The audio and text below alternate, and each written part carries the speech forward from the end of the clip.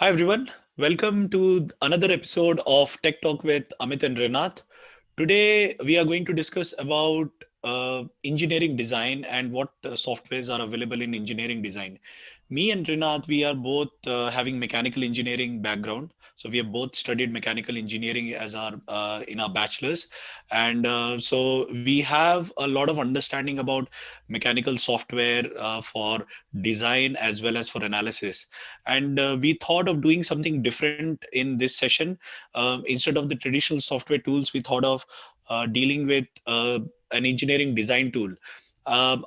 I'm not sure if everyone is familiar with the tools which are available in the market. So we thought of talking about a tool which is quite popular and on which Rinat has a lot of experience because he has in turn done a master's degree as well.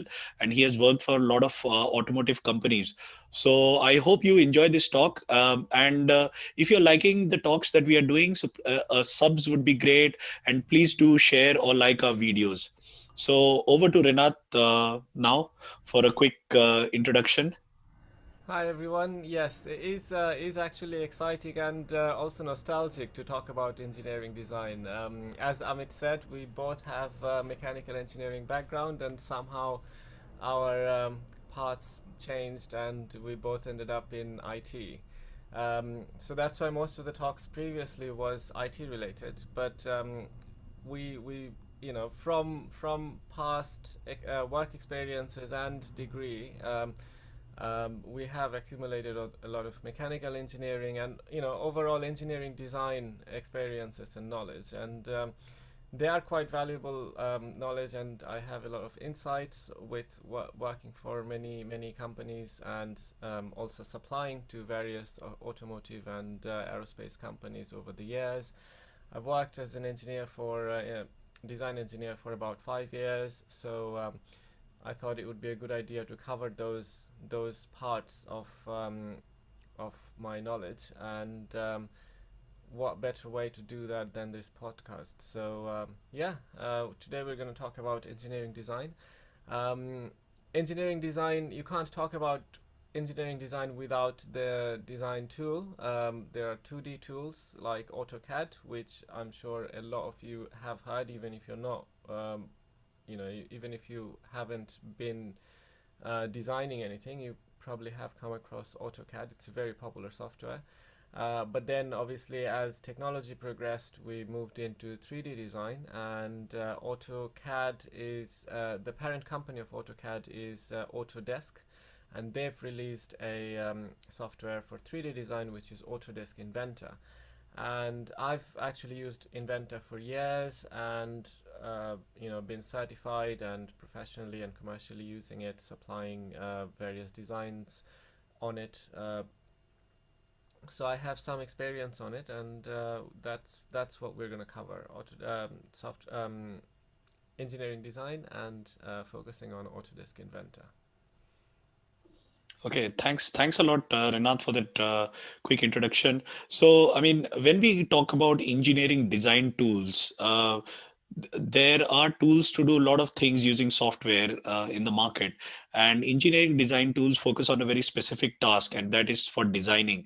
And engineering design is different from a normal design, say for editing videos or graphics or things like that. So, can you quickly explain what is so special about engineering design and why you need a specific tool for that? Yes, absolutely. We can't talk about Inventor or anything else without really understanding what engineering design is.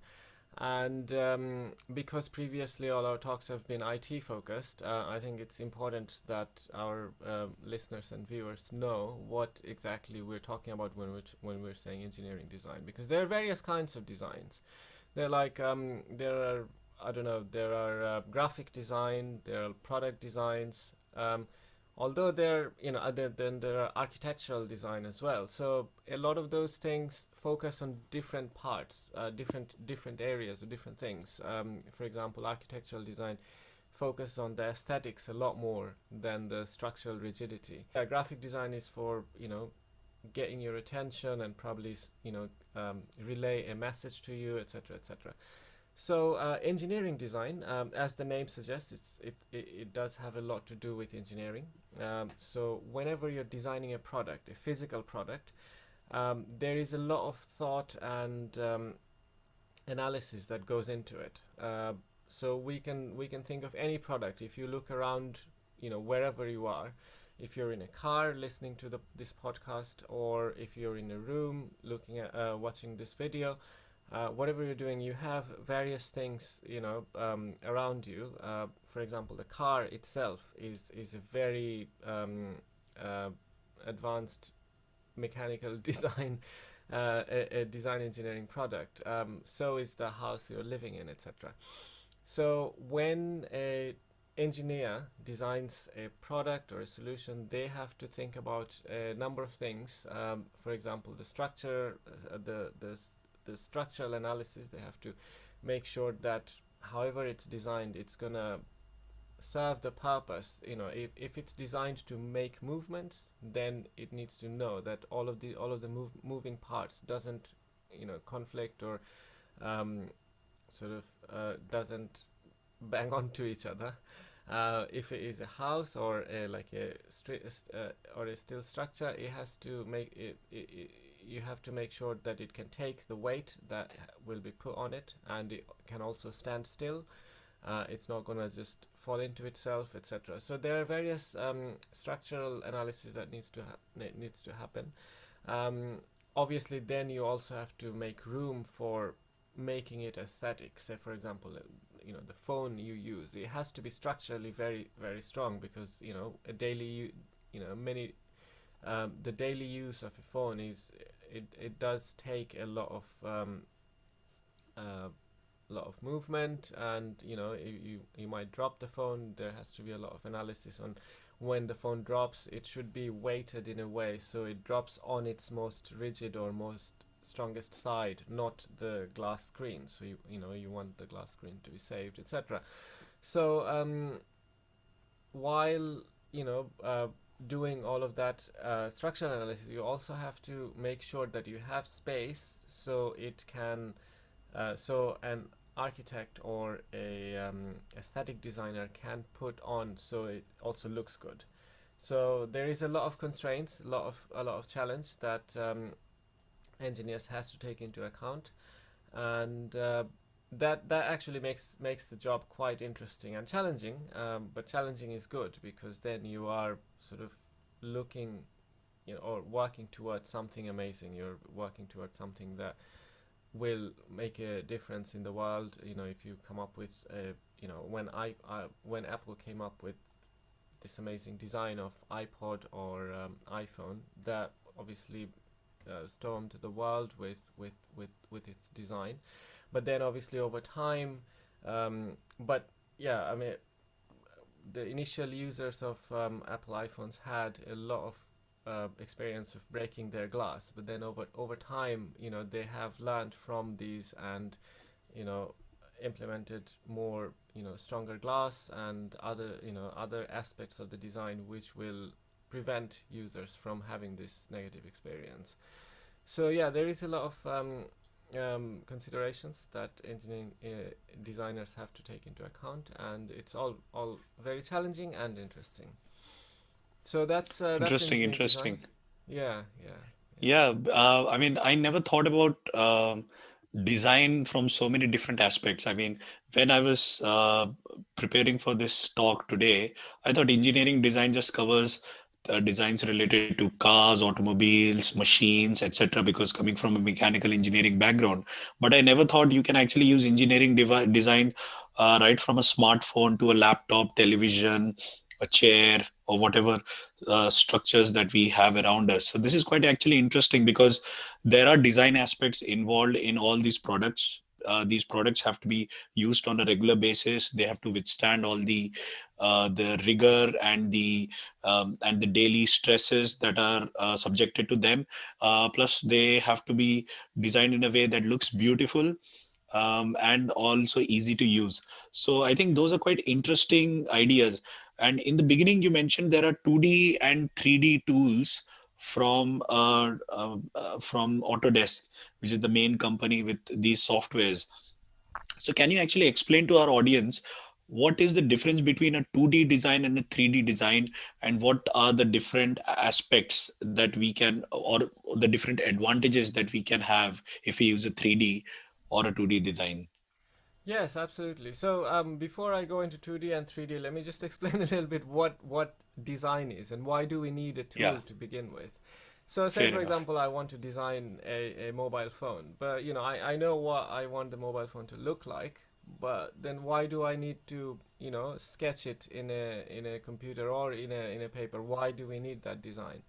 So when a phone, I don't know if phone was the best example because so okay, let's go with phone. So when we are deciding that, oh, we're going to design a phone, we have to take into account many things.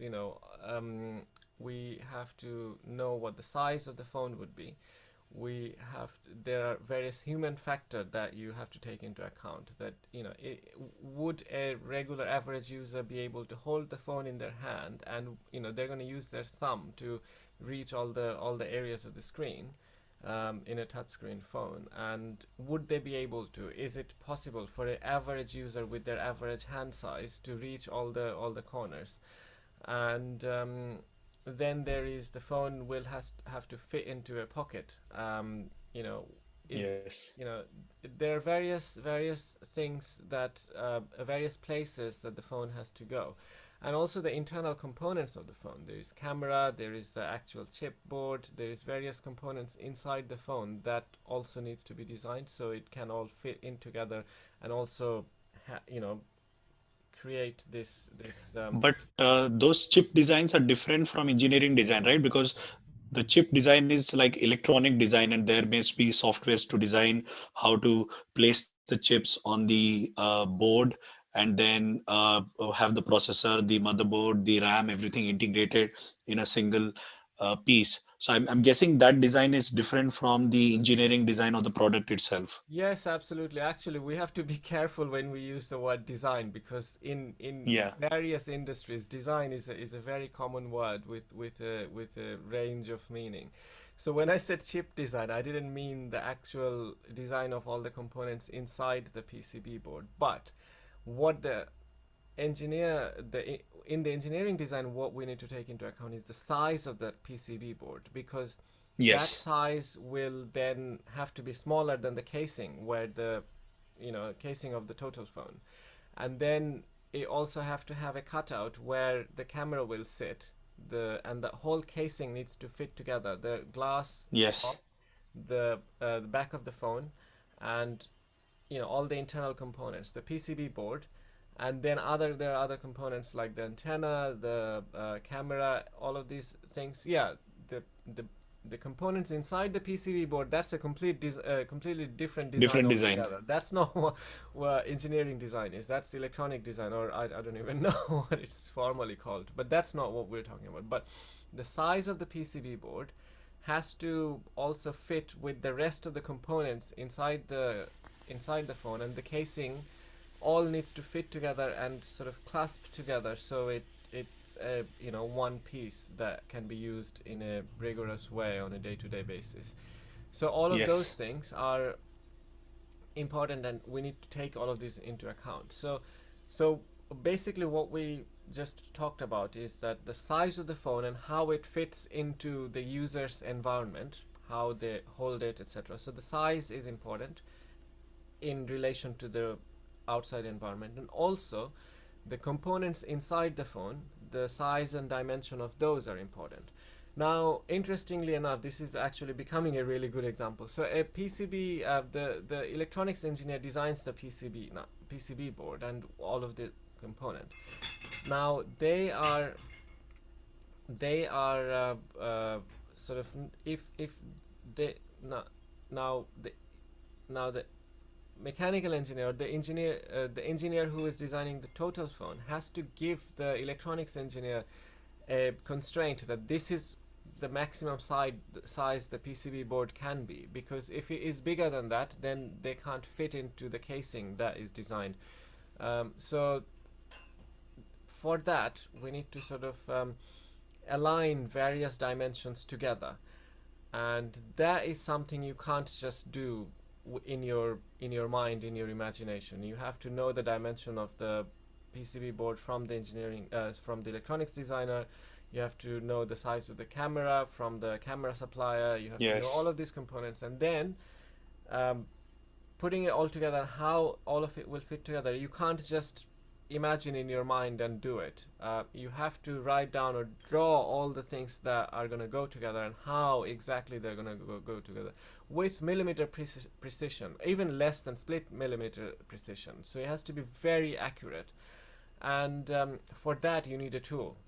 You can, in 1940s, 50s, even 70s, there it was mostly pen and paper was used. There were, specific dedicated engineering design paper and pencils, and this was a whole, a discipline of engineering design and engineering drawing, and how would you Engineering draw. drawing, yes. Yes, yes. So engineering drawing, how would you draw so other engineers, when they see the drawing, would understand? And then you send this drawing to the manufacturer, and they would look at the drawing and they would understand exactly what design you have made, and then they would create all of these, manufacture all of these components. So that's it's a medium to relay the information that you know, um, you have sort of thought of or designed, and then put it in a medium so other people can understand. So that was before it was pen and paper, and then obviously with the advent of technology, now we've moved on to computing. And when we started using computing on our more commonly, then the initially the all the designs that we would do on the paper, it's more cost effective and more convenient to do it on a computer because we don't have to have the hassle of paper. So that's when 2D design started. So that's when we in computers we started having 2D design, and Autodesk was one of the leading companies. There were other companies, and Autodesk is by no means the only or the or the top Sure. 3D company, but Autodesk was one of the very popular companies who came up with the software called Autocad. In At this point, let me just explain CAD. CAD stands for Computer Aided Design. So any design that you do with the aid of computer is CAD, and they sort of created this CAD software which they called AutoCAD, and that became really popular, and we even use it today nowadays, as well as obviously the software improved over time. And yeah, so AutoCAD, with AutoCAD, in the beginning you could only do 2D designs. You would draw up all the lines and the crevices and the notches and corners of any component, the height, width, length, etc., etc. And then with it would generate an engineering drawing in the computer with its 2D design, and then you send it off that file, and your manufacturer is able to open that and understand exactly what you designed, and they can then manufacture that product. um, so with time, as we became more technologically advanced, we moved on to 3D design, because ultimately it is a medium which you use to design, and the more you can see what's happening, the more you can do more complex designs. So say for example you're doing a 2D design of a 3D product, you have to imagine in your head one plane of a product and then the other plane of a product, and then you have to make sure with your mind that all of them fits together. But however, instead of say for example you're designing a simple box, the height, width, and the length, if you were just looking at one side every time, there are opportunity to make mistakes. But if you're looking at the whole box in a 3D world, you can rotate, turn them around in all 6 degrees of freedom.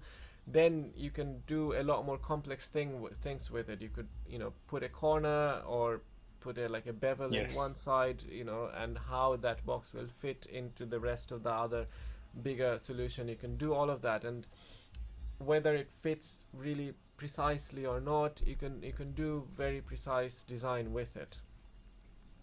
So that's why 3D design became more commonplace, and Autodesk initially put the 3D design capability within AutoCAD. But AutoCAD was so popular as 2D design tool, and the 3D, going from 2D to 3D does make things a lot more complex in the same interface, because you're just you're taking it as a sheet of paper and writing, and then now you can rotate it, and if you're rotating it inside the computer, rotating your design, then you have to actually say that whether it's whether a line or a plane is going in xy axis or zx axis or y. So there are three planes, and all of how you do all of these things. it, you know it, Having a 2D design tool expand into a 3D design wasn't adopted very well in my experience. I mean, some people have still done a lot with it, but there was a need to have a separate 3D design tool where you can see the texture and the distance from one plane to another, so you can have a more of a realistic feel of the product you're designing. So that's why Autodesk then came up with Autodesk Inventor, which is the 3D design tool. At this time, Autodesk Inventor is not the only 3D design tool. There are many other 3D design tools out there as well. But yeah, 3D design is where you can see the product in 3D, rotate with 6 degrees of freedom. You can see the texture. You can see how a 3D object fits into another 3D object. Say, for example, you're designing a door. Say, for example, you're designing a kitchen door, and right next to the door, the fridge is located. You want to make sure that the door width is not so much that when you open the door, it hits the fridge or any other component. It has the full swing open. So a 3D software tool kind of lets you design the door in 3D with its width. I mean, usually when you think of a door, you just think of height and length. But if you also know the width, so the corner of very corner of the door, when it is a 3D object, whether it sort of clashes into any other object when you're swinging it open, you can do it very precisely and save space in this is just I mean, you probably don't want to save millimeter space in your kitchen, but it's just an example that how precise you can go, because you're taking into account the width of the door, because the width because of the width it's slightly longer when it is swinging outwards, and you have to take that into account when you're placing other things next to the door. So it enables you to do all of that 3D design, and that's why it's really useful and helpful to make complex design possible. Thank you so much, Renat. I think that was very, very useful, because I imagined a smartphone, but when you actually go buy a smartphone, you actually don't think about how they would fit a computer inside it, a small computer, essentially, like the PCB where all the electronics are there, the camera, the headphone jack, the battery, and there are so many other things that has to be fit inside a smartphone, and they have to consider the palm size of every individual. So that is actually quite interesting. And then you spoke about how design evolved. Like initially, people used to draw on paper, and they used to just draw a length and a width or a height on a piece of paper. So two dimensions, length or width, or length or height. And then it moved on to three dimensions, length, width, and height. So now you have three different axes on which you can evolve the design, rotate it, and use it. And I think that is very intuitive way of designing, because Yes, when you design in two dimensions, you are limited by the design in front of you, in sense that you have to imagine the rest of it, how it would look from the other side, how it would look from the next side, front, back, left, and right.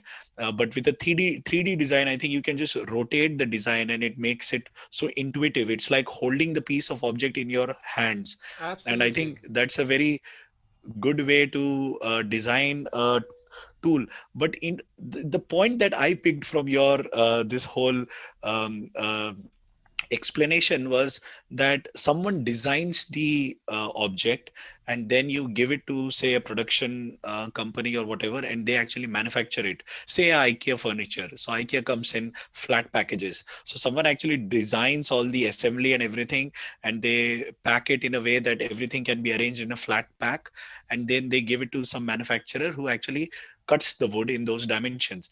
Now you mentioned that they interpret the design, and I'm guessing there will be a language for doing those designs, because, or there has to be standards, because otherwise what will happen, IKEA might use their own design standards, and say BMW or Mercedes or Samsung or Apple, they might be using different design standards to build their product. So do the industry follow particular standards, and do they have a language, or do they just use any standards and it has to be specific to the industry? Yeah, that's actually a very interesting point. Yeah, there absolutely has to be an international language, just like in computing. You know, when you're developing a software, you have languages like C or Python. You know, these are one way to communicate. You know, with computers and with other developers. And if you don't, if you sort of don't have one way to one sort of internationally or one sort of common way to communicate, then no one can communicate with each other. And obviously, when any product is designed, there are a number of entities. You have the designer, you have the project manager, you have the manufacturer. You have not just one manufacturer, you have like a series of manufacturers. They all have to talk to each other. They all have to know who is doing which part, and then the master manufacturer or the assembler would fit everything together. So the assembler also has to know what everyone else is doing. So yeah, all of these parties needs to understand what everyone is doing. So there has to be a standardized language so everyone understands what's going on. And yes, absolutely. So there are standards, but a lot of those standards are based in different countries or areas of world. So in UK, we have British standards, which is actually quite well known throughout the world. A lot of companies and entities around the world uses British standard as a very good standard to follow, and a lot of manufacturers designs or produces sort of the raw material based on these standards as well. So for example, the screw or the nuts and bolts that goes into attaching something, assembling something, those also have standards. Like you can't just have, and all of these things have precise measurement. The head of the bolt or the part that the screwdriver goes in, and also the creases, all of these have specific measurement, and everyone follows that measurement. That's why it all fits together when you try to bolt Yes. something in. So, and then there are American standards. There are a number of American standards as well, which are also followed worldwide. But then in different countries there are other various different types of standards. But whenever you are designing something, you also mention in that drawing piece that it's followed this standard. So other people can also look at that standard and can interpret what exactly is it that you designed, which part is what dimension, etc., etc. So yes, absolutely, there are standards. There has to be standards for everyone to be able to interpret what you've designed. But just like there are various different coding languages in IT, there are various standards like British standards, American standards. They're like in Middle East, there are I've come across different set of standards as well. But yeah, there are different sets of standards, but they're all available for everyone to sort of refer back to. In each drawing, you specify which standard is being used, which what sort of precision is being used, what tolerance. You have a corner in all engineering drawings with all of these vital pieces of information where you can look at and then know how to interpret the rest of the drawing. So yes, there are standards. There are quite a few of them, and we use them to make sure that we understand the drawings correctly. Thank you. I think what we'll do is we'll share some links in the description below so that people can actually go to those bodies which decide all the standards for the particular country. And I think that's also from my perspective, who's a consumer, we look at different products. So say the plug, the simple plug that's part of any electronic gadget, it has different design based on different countries. So a UK plug will not work in US, and a US plug will not work in UK. And similarly, India has a different design, and Europe, EU has a different design, and so forth. And it's a very simple thing that just a plug that powers a device is so different from different countries. So yeah, I mean, I think that's useful to know that okay, people do follow standards, but they differ from country to country. So that's useful. So the next thing is now talking about Autodesk CAD or Autodesk Inventor. So with a tool like AutoCAD or Autodesk Inventor, what can you do? What are the things that are possible, and are there any limitations in terms of designing? Because when we think of design, we just think about drawing something on a piece of paper, but it comes to 3D design, we have to imagine how it would look, and that's it. And then maybe have some notations or some dimensions written on it. But I mean, what can we do with it? Can you please explain that? Yeah, very much. It is actually really good to touch on this because you can do so much more nowadays with the advent of technology. Before it was just drawing, drawing the dimensions and making it was still it was still complex. Drawing various smaller parts and how they would all fit together. That was already a complex thing, but now you can inside each of these tools, like for example Autodesk Inventor, you can do so much more with it because you could do structural analysis. So for example, if you specify what material you're going to use, then it, you know that that material can take this much load if it is this shape. That enables you to understand your overall Interesting. final design and how much load can it take before breaking at every single point. So say for example, if you're doing a football goalpost or soccer in some countries, the goalpost it's just a 3 bar structure. Yeah. But if you just imagine that, nothing too complicated.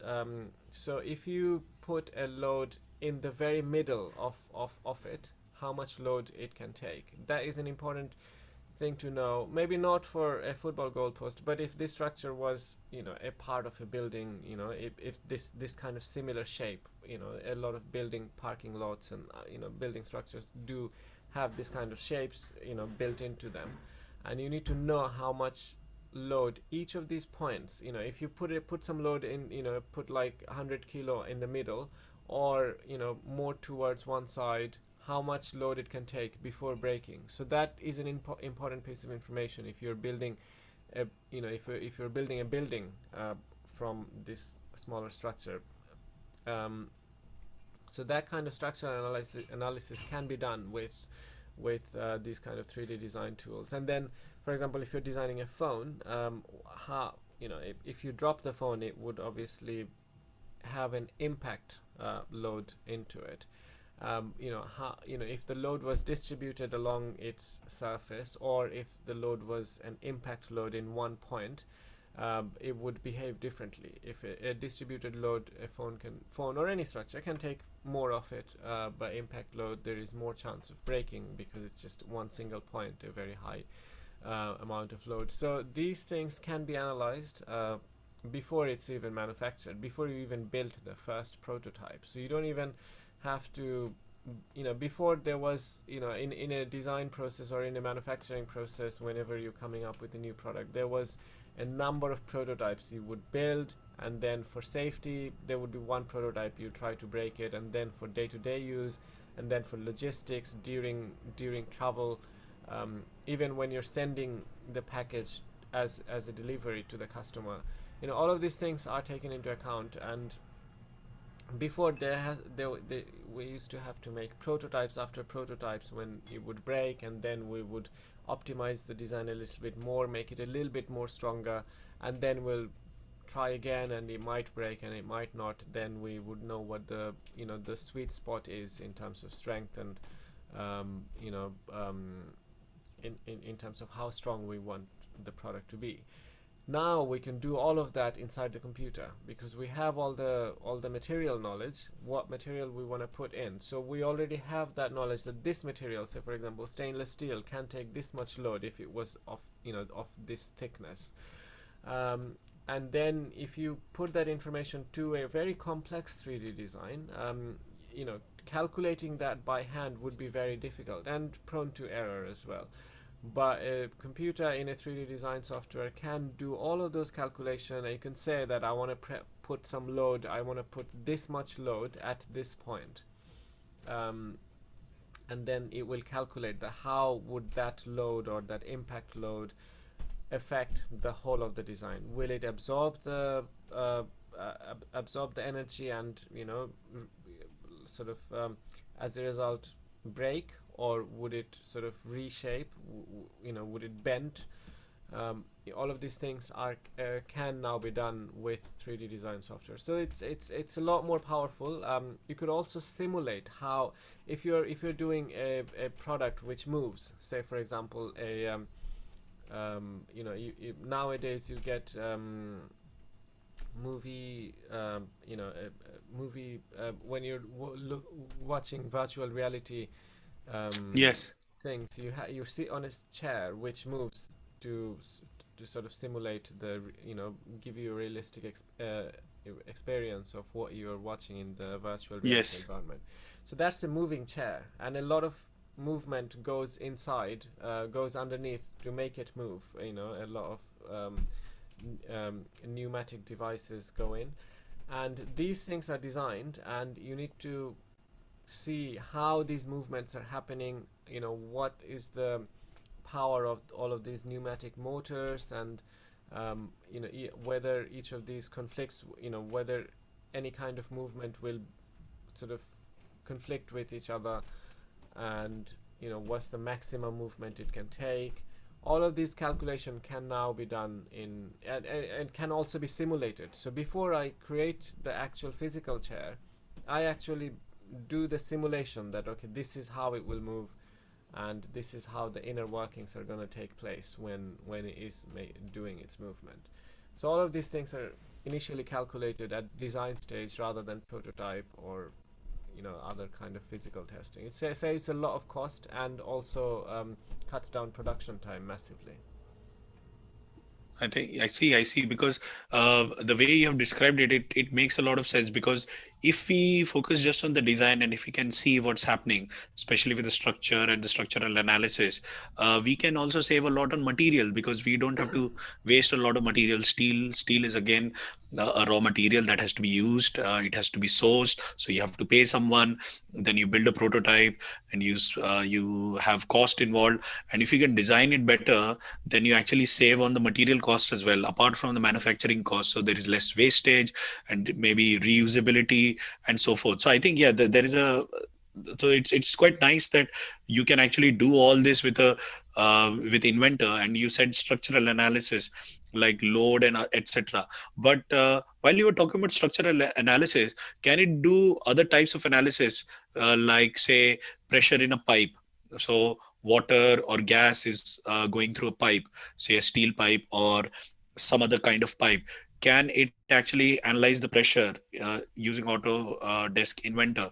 And then you also have chemical reactions. So there are a lot of chemicals that flow through pipes. So those chemical reactions interact with the material, and a design can actually affect that, because if there is a lot of surface area or there is less surface area, it can affect the corrosion properties of the material. So apart from the dimensions and the load, can it actually do the other things like pressure and chemical reactions? So it is interesting. So some of the things can be achieved. What you mentioned, it won't know. You can't tell it that okay, these are the two materials, and how are they going to chemically react, and then how is that reaction going to Okay, react to the pipe materials, because it's not a chemical reaction tool. It's more of a design mechanical tool. design tool. But what you could do is, pressure is a physical property, and you could, instead of saying the water would create this pressure, you could just say that okay, this is the pressure that is going to be applied inside the pipe, and how would the pipe react to that pressure. Okay, So yeah, not the chemical side of things, because that's not what it's designed for, but okay, it does have a pipe design environment, all an integrated environment within itself, where you can design various pipes and how these pipes all flow together, and sort of make sure that the complex, if you have like 100 pipes and supplying to different endpoints, you have to do complex design. So there are pipe design tool and environment right within Autodesk Inventor, um, but I haven't actually used a the material strength calculation in pipe design myself, but I would imagine it's possible. You can say this would be the pressure, a distributed load along its inner yeah. axis, and then how would the pipe behave. It's very much possible to do. Okay, so we have a tool that can help us with designing something. It can help us generate drawings, dimensions. It can help us specify them in a language based on standards. Then it can also help us select the material that will be used for the particular design.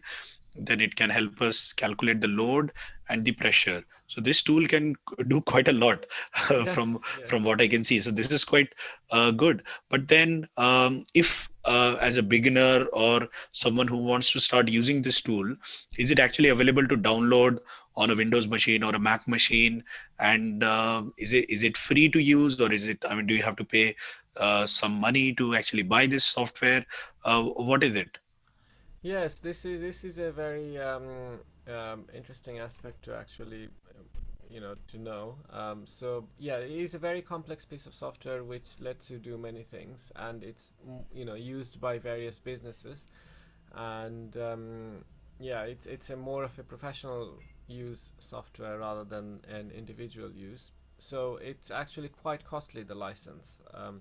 And businesses obviously who does engineering design on a for their main product workflow, they obviously need to invest on a software like this.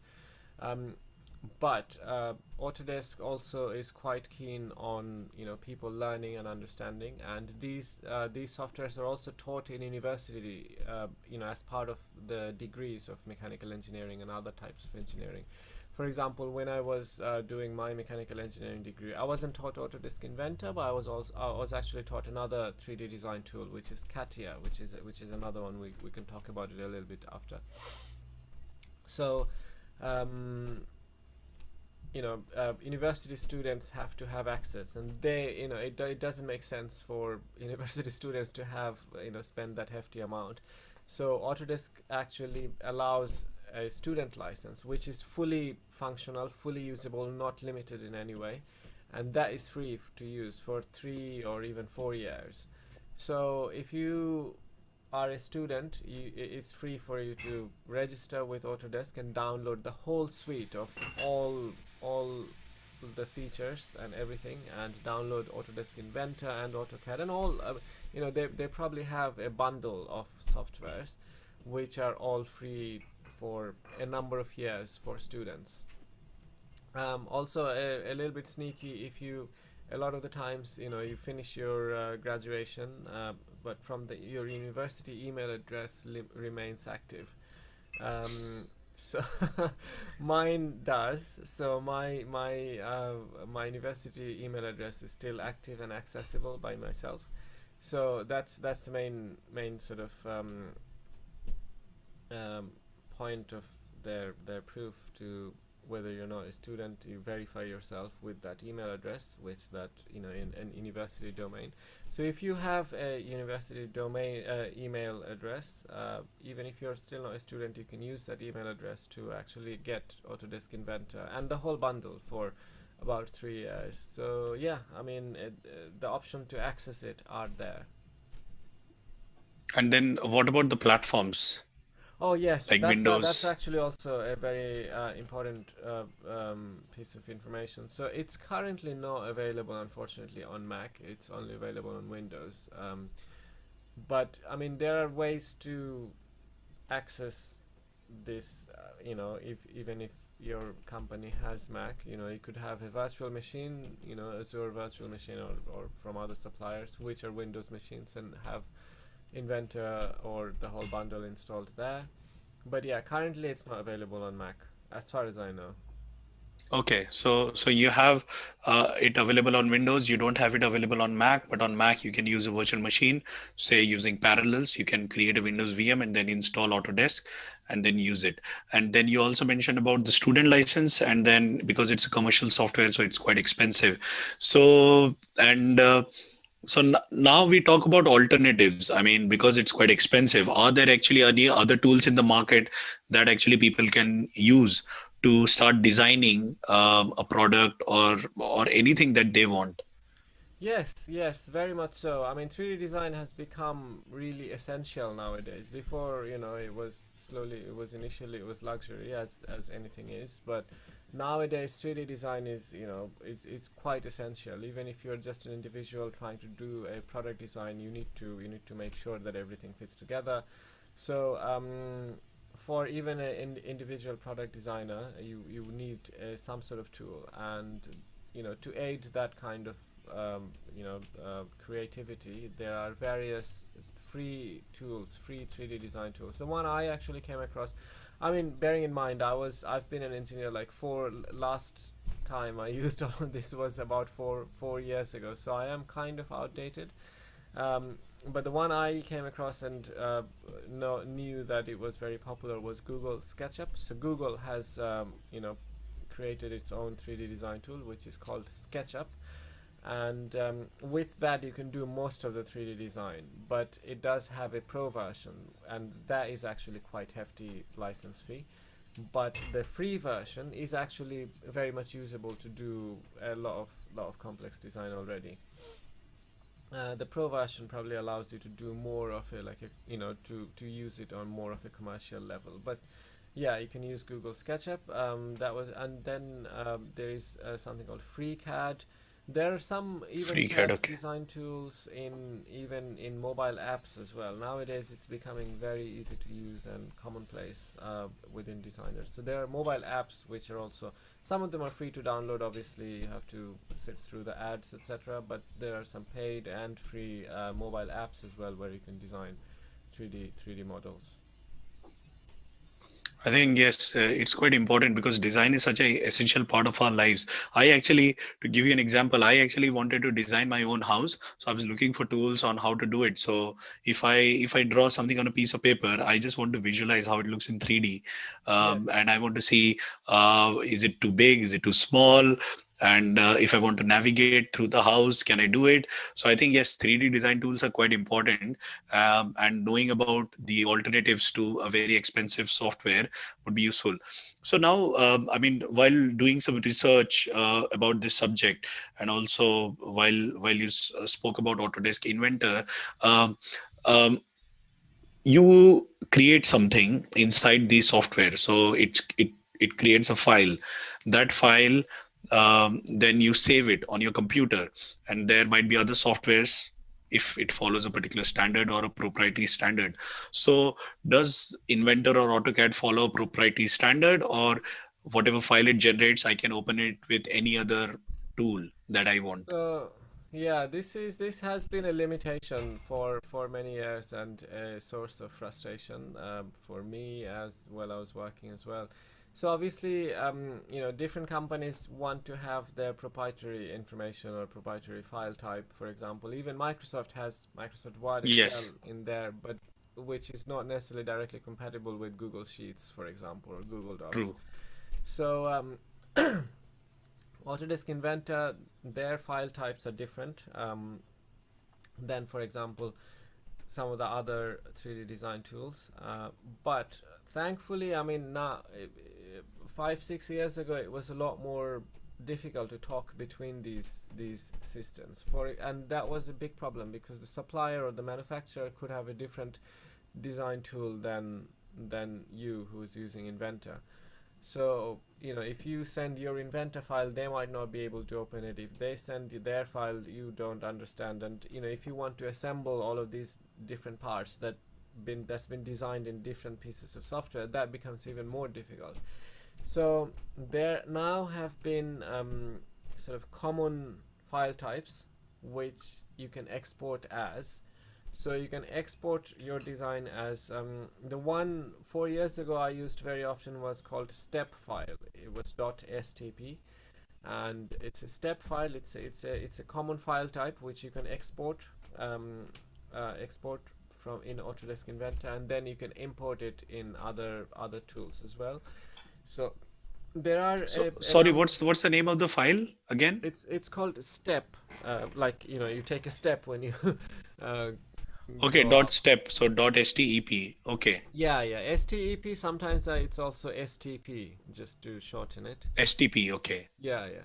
So but then that's not the only sort of common generic file type. There are a few others as well. I think IGS was one of them. I mean, there were a few others, and then they all sort of save the information in different way. It's just like JPEG or bitmap.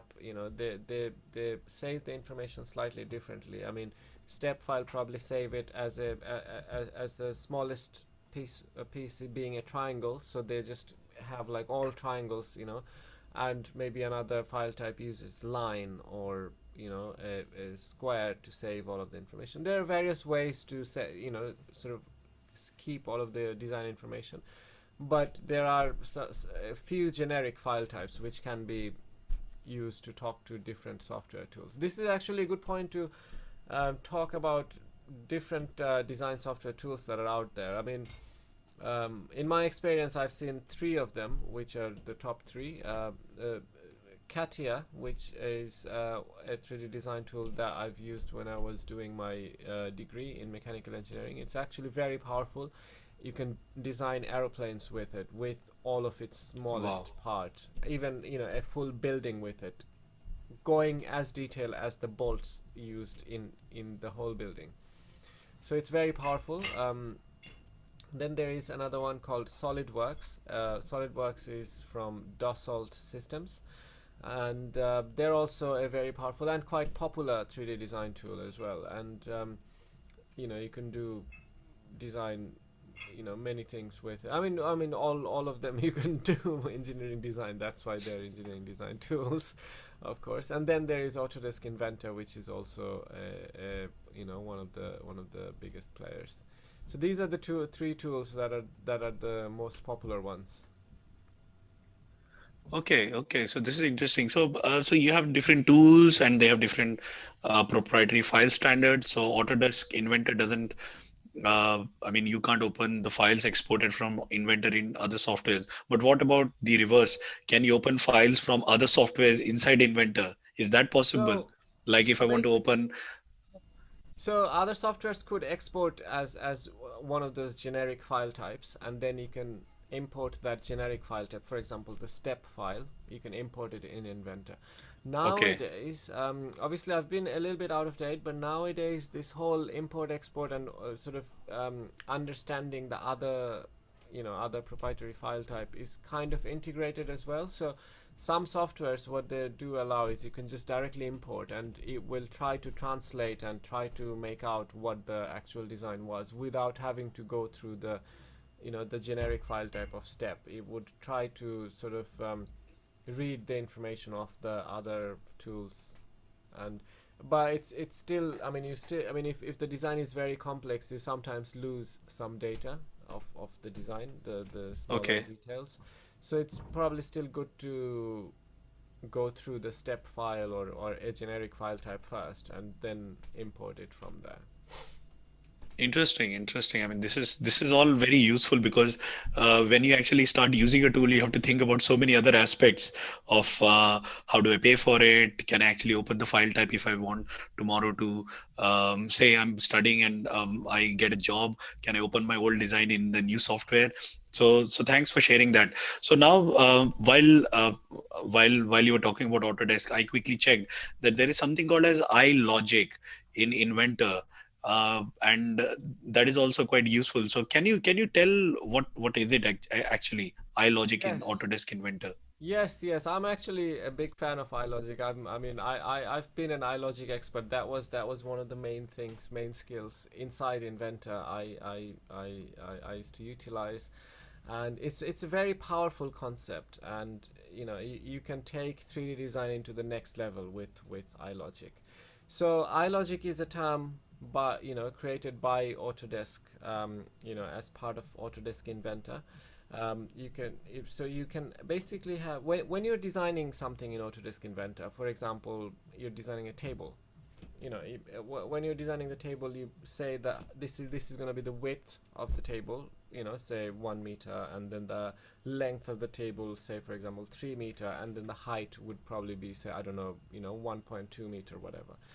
But now, for example, situation changes where the table was going to go.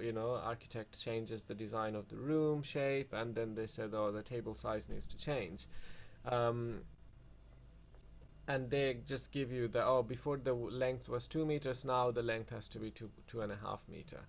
But now you need to now that the wood or the boards that are used to make the table, the supplier only makes the table, only makes those wooden pieces, wooden slabs, or the squares in certain sizes. So if you make it a little bit longer, it would be easier for the supplier to use a already predefined size, which is a little bit wider as well. Now, because of the length, the wide would, the width of the table will also be affected. To save cost, I mean, you could, get the Sure. manufacturer that, okay, no, I want this specific. But, to save cost, a pre-designed shape is better to use as a modular structure. So now the height and width are interdependent. But the length and width are interdependent, but the height isn't. But you can have another situation where the height is also interdependent with the, if it wasn't a table, if it was something else, it could be, all the different parameters would be interdependent in different ways. So all of these parameters are saved in a list, in Inventor. When you're designing, every time you're deciding, oh, this is the length, this is the height, this is the shape, how, the shape of a notch, or that kind of thing. All of these little dimensions, even the smallest ones, are saved in a list. Now, if this was interdependent with each other, then it would save you a lot of time, and you could do scalable designs. So if you say the height is always going to be 1.5 times of the width, or the length is going to be always double the width, and you can put that information in, you can do that kind of relation.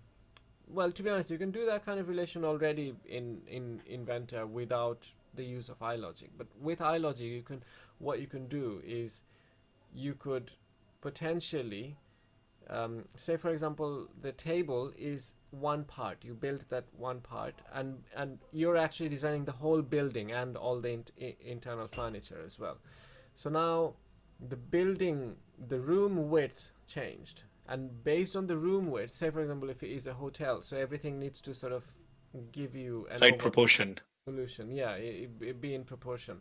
So if the room width change, you want the table width to change slightly as well, because that would create the whole solution, like a integrated solution.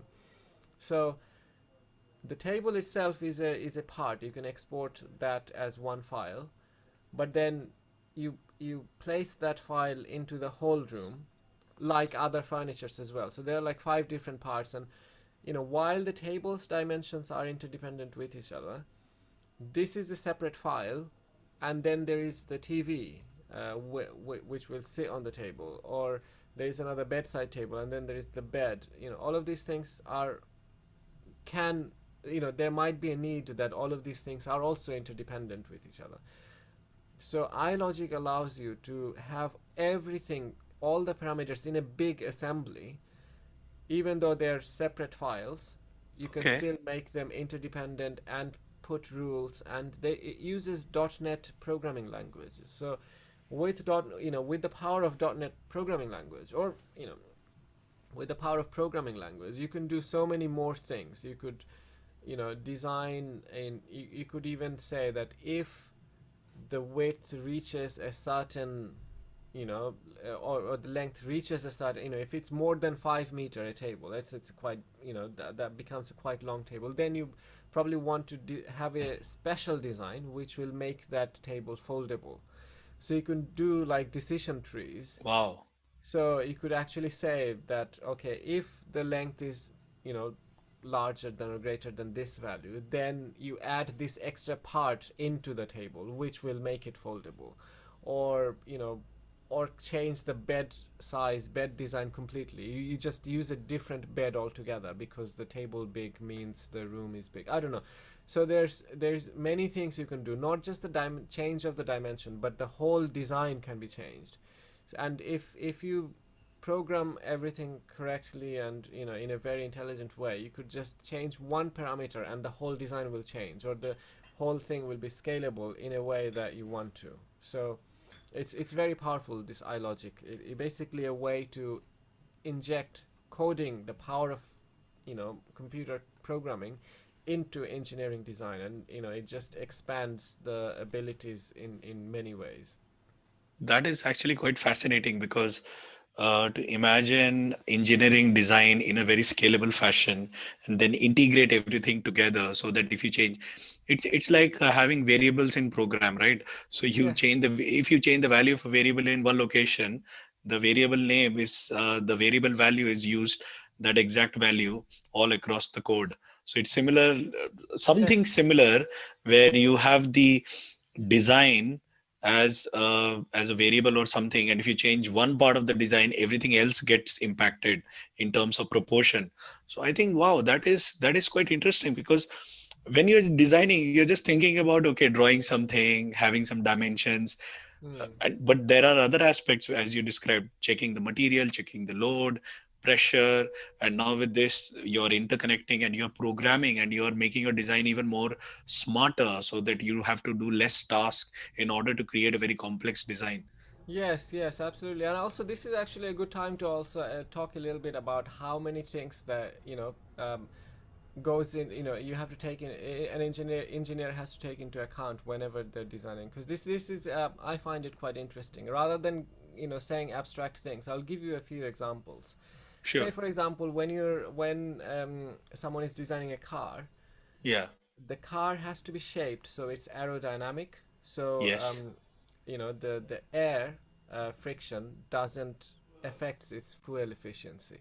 And one of the way it becomes aerodynamic is maybe unintuitively so, but adding a spoiler at the top, where Yeah. at the back, it reduces the The drag.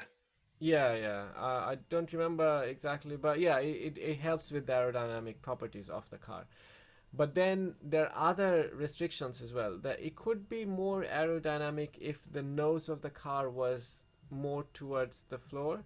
But there is another regulation, a government regulation, that you cannot design a car where if the car was to hit a pedestrian, that you have to design the car so the pedestrian would go over the car, and they are not going to go under the car. Under Because the car. Okay, interesting.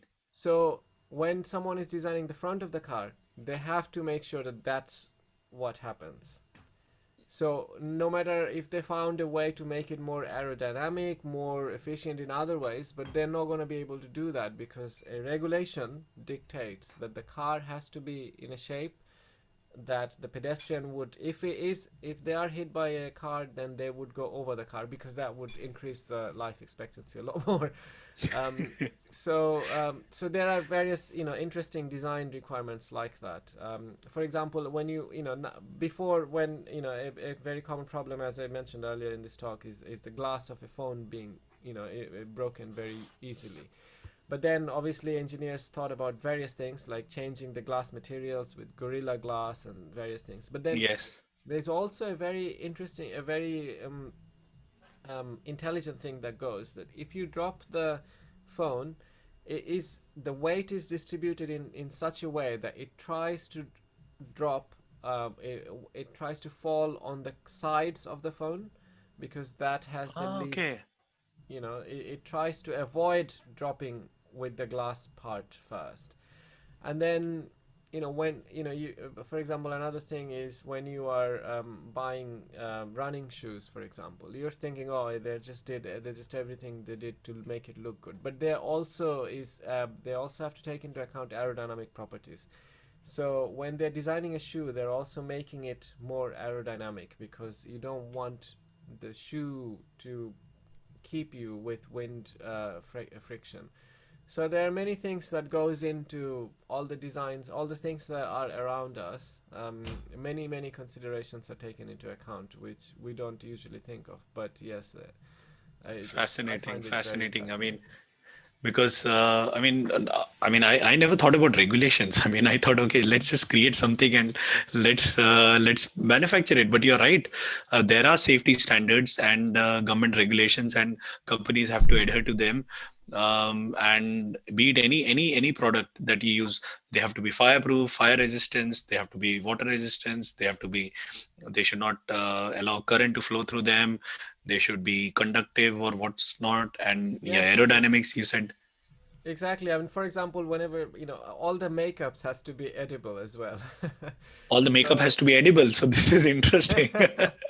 so it has to be skin friendly and all of these other things. So yeah, I mean, it is very interesting. But yeah, it's another point you mentioned, safety. So safety factor is a very important thing in engineering design. So for example, whenever you're building something with, say for example, it has four legs, or say for example, something heavy is being hung from four I don't know, chains, Strings, steel, chain, yeah, steel yeah. chains, like, Cables, four yeah, cables. steel cables, yes, yes.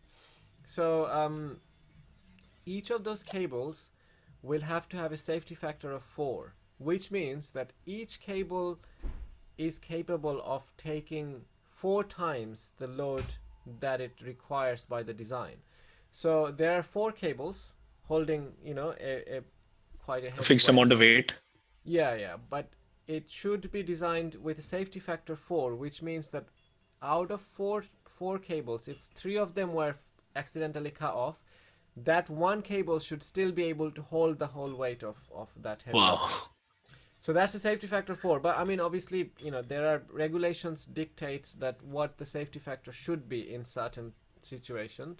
But some places it's not specified. So the engineer might decide to have a safety factor of 2, because it's very unlikely to have all 3 cut down. But but yeah, safety factor 2 is, I think, is minimum. I think for aeroplanes, a lot of aeroplane components, the safety factor is as high as 26. So Wow. yeah. So yeah, definitely. I mean, where there is a bigger chance of a catastrophe, I think you're more say, you Safe in wanna, a plane. yeah. Yeah.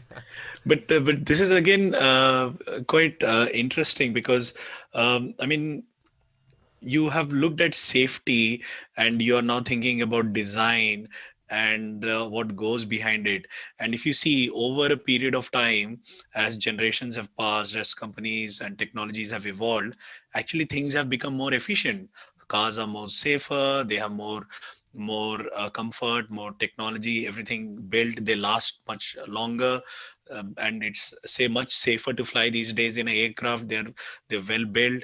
The phones actually that are built today, they last quite a few years now. They just don't break that often, especially if you buy a high-end phone. And the same goes with laptops and furniture and everything. So I think it does justify when you pay some extra bit of money to get a better quality product because it has been designed better. And Yes. it's just not about the quality in terms of the software, but quality in terms of material and the longevity, safety, etc. So that is quite useful. Absolutely, yes, very much so. Yeah, I agree. And I mean, while we were talking about this, there is something that is new that is coming up, and those are CNC machines and 3D printing machines that you can actually use at home. So these are machines used by builders or makers, as it's currently called, and they also use some design files to manufacture those 3D printed materials. So, are those files different from the ones created using Autodesk Inventor? Can actually Inventor be used to manufacture 3D printing files that can be used by some of these machines to build something at home? Yes, I mean 3D printing is such an interesting topic in itself, and we probably should do do a I think talk yes. just on 3D printing. It's an amazing manufacturing advancement. You can design and manufacture things with 3D printing that wasn't possible with any other methods before. For example, if you can have a sphere and a ball inside the sphere, uh, Yes. but that you can't have in any other way. A moving ball inside the sphere True. is True. is Very just true. not possible to manufacture in any other way. So yeah, I mean, yeah, we should talk about 3D printing another day. But yeah, I mean, 3D printing is so exciting, and you can do like custom things, even like smaller objects that, you know, that only your bespoke situation needs. Say for example, in your room, if you're, say for example, living in an attic room, or even a room with not necessarily four walls, but one corner is kind of a different shape, and then you have a like a sofa or a bed or a furniture which is a little bit wobbly, and Yeah. that uh, you could basically create a wedge which would fit right perfectly, to stop it from wobbling, and also fit with your bespoke shaped room. But yeah, so yeah, you could do a lot with 3D printing, and so Inventor has its proprietary file type that you can't just place that in a 3D printing software and print it, but you can very much design something in Inventor and then export it in a file type that your 3D printing software will be able to take in, and then Okay. you can, yeah, so there is no limitation. It's just file type. For example, it's just some softwares can take, an image file could be a PNG file or a JPEG. Some software can't understand PNG, but they can understand JPEG, so you export it as JPEG. So it's just as simple as that. Whatever your 3D printing software needs, whichever file type, you export it as that file type. Inventor lets you export in many, many different file types. So you just export and then have it printed that way. Interesting. So you can now come up with more creative designs, more advanced designs, a sphere inside a sphere without Yes. them touching each other and then building Yeah. it. Interesting, fascinating stuff. I mean, this is a different level of design that we are talking about. And we are at a current, current generation where I think our imagination is just limited by our tools. We can actually build anything that we want, or Yes. maybe proprietary file formats. But Yes. I think thank you so much, Rinat. I think we have covered a whole aspect of engineering design and what tools we can use, and we will share the links below in the description. And just to summarize, in today's talk, we talked about engineering design. What are the different aspects of design? And why do we need tools to design? And what are the benefits if we use a certain tool? Can we use tools to design in 2 dimensions or 3 dimensions? And then what are the advantages and disadvantages, the different softwares, file types, import export problems, and then licensing cost, platforms, 3D printing, and then load, stress, pressure, the structural analysis, and various other analysis using engineering design tool. So I think this is quite an interesting subject from the regular tech stuff that we talk about in here in the regular media, and it is actually close to me as well because, as you mentioned, I also used AutoCAD while doing my engineering, and we had loads of fun. So when actually I wanted to design something, especially your own house where you want to design the interior, I was actually looking for open source tool with which I can design my own house. I did find some things, but yeah, I think engineering design is a very powerful concept, and people should try to understand the meaning behind each product and why is it designed in a particular way. So thank you so much again, Rinat. Do you have any last thoughts to share? Yeah, I just want to sort of urge the listeners and viewers. The design is a very powerful tool, and it is it is someone you never know how creative you are until you sort of try to design something. And just want to put this out there: a car, the latest model of cars has been an advancement of 100 years worth of design, and now we have these amazing cars which are safe, also speedy and efficient and comfortable. I mean, this it's just like a pinnacle of design in a car. But if you think about it, all the renewable energy equipments, for example, a wind turbine or other places where we, from when we try to harness energy from sea waves, etc., those have only been designed for last 10 or 20 years. So there is definitely a lot more room for improvement there. If there are various different shapes of wind turbine which can utilize more and harvest more energy. So I would really urge that if you are into design, definitely look at all the existing design of all the renewable energy sources and then try to come up with a different design. There are various free design tools, and you never know how creative your brain is or your mind is, and everyone's mind is different. You might come up with something really amazing, and there is a lot of room for improvement. Definitely, there is a lot of room for improvement. Definitely put yourself out there and try to come up with something, and see where how you can change the world. Indeed, indeed, Rinat. I think in today's time where climate change is such a big issue and important issue, I think it's crucial that more money and more time is invested in building better materials, not better materials, but better design using good materials for wind turbines, tidal waves, solar panels. I don't know what else, nuclear reactors. Anything that can actually enhance the human population's energy consumption, but without putting too much pressure on using fossil fuels. So I think that's a very important message. So thank you so much again, Rinat. And I urge the viewers and listeners that if you are enjoying our conversations, please look forward to more such conversations.